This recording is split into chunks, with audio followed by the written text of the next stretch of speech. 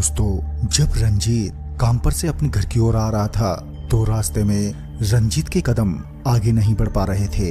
तभी उसने दौड़ लगाना शुरू कर दिया, लेकिन कुछ दूर दौड़ने के बाद वो गिर गया। तभी उसके सामने एक हाथ आया जो उसे उठाना चाह रहा था। रंजीत को सिर्फ हाथ नजर आया, लेकिन वो हाथ किसका था उसको पता नहीं चल रहा था। वो खुद उठ गया और पूछा, तुम कौन हो?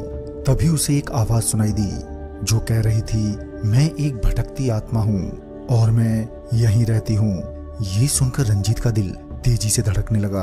वो बोला, मुझसे तुम क्या चाहती हो? तभी उस आत्मा ने कहा, बहुत दिनों से कोई नौजवान नहीं मिला, तुम पहले नौजवान हो जिसे मैंने देखा है। तुम पर मेरा दिल आ गया है, इसलिए तुम्हारे पास आई हूँ। रंजीत ने कहा, मैं अपने गांव जाना चाहता हूँ, मुझे जाने दो। आत्मा ने कहा, पल दो पल रुक जाओ फिर चले जाना। रंजीत पूरी तरह से हाँप रहा था, उसकी आवाज भी नहीं निकल पा रही थी। तभी उसने कहा, नहीं, मुझे जल्दी से घर जाना है, मुझे जाने दो। इस पर आत्मा ने कहा, बहुत थक गए हो, कुछ खा पी लो फिर चले जाना। तभी रंजीत ने कहा, मुझे कुछ नहीं खाना पीना, मेरा पीछा छोड़ दो बस। फिर अचानक ही रंजीत ने बोला, मुझे पानी मिलेगा? आत्मा ने कहा, तुम बस हाथ बढ़ाओ। तभी रंजीत ने हाथ बढ़ाया तो उसके हाथों में खून से भरा मिट्टी का प्याला था, जिसे देखकर उसने वो प्याला फेंक दिया और बोला, मुझे पानी चाहिए, खून नहीं। इस पर आत्मा ने कहा, मैं सिर्फ खून पीती हूँ, इसलिए तुम्हें खून ही पिला सकती हूँ।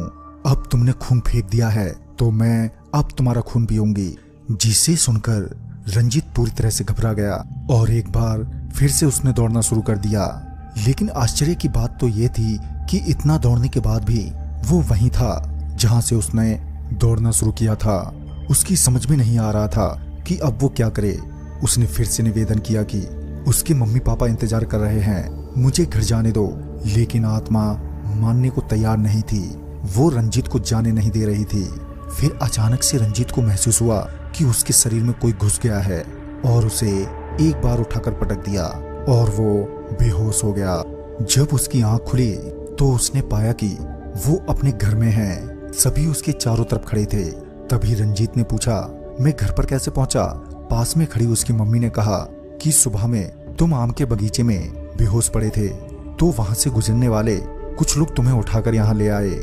लेकिन सभी आश्चर्य थे कि रंजीत बेहोश कैसे हो गया और रंजीत की समझ में नहीं आ रहा था कि वो लोगों को क्या बोले कि रात में उसे एक भूतनी से मुलाकात हुई जिसने उसे उठाकर पटक दिया था। रंजीत चुप रह गया। 2 दिनों तक वो आराम करता रहा, लेकिन रात की घटना याद आते ही उसका शरीर ठंडा हो जाता था।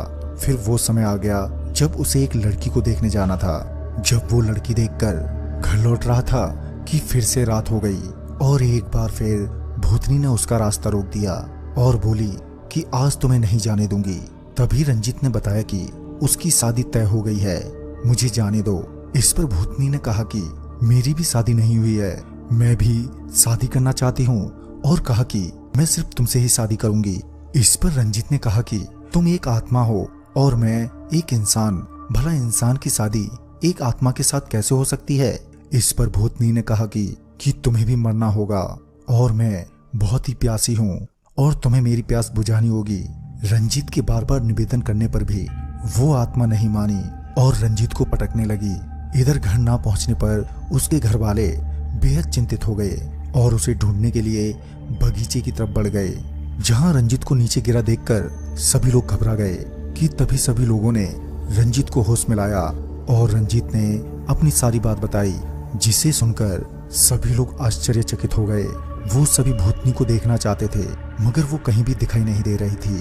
तभी गांव में ही रहने वाले एक आदमी ने जोश में आकर बोल दिया कि भूतनी जैसा कुछ नहीं होता और ये सब मन का वहम होता है। उस आदमी ने ये सब बोला ही था कि भूतनी ने उस आदमी को उठाकर पटक दिया। अब तो वो आदमी बेहद डर गया और सभी लालटेन लेकर घर की तरफ चल दिए। रातों रात सभी को पता चल गया कि आम के बगीचे में एक भूतनी रहती है। तभी सभी लोगों ने भूतनी को भगाने के लिए पूजा पाठ शुरू कर दिया और अंत में रंजीत को ये विश्वास दिला दिया कि भूतनी यहाँ से चली गई है। लेकिन रंजीत को विश्वास नहीं हुआ और वो वापस दिल्ली लौट आया। उस दिन के बाद वो चुड़ैल रंजीत को कभी भी दिखाई नहीं दी। तो दोस्तों, इस वीडियो में बस इतना ही।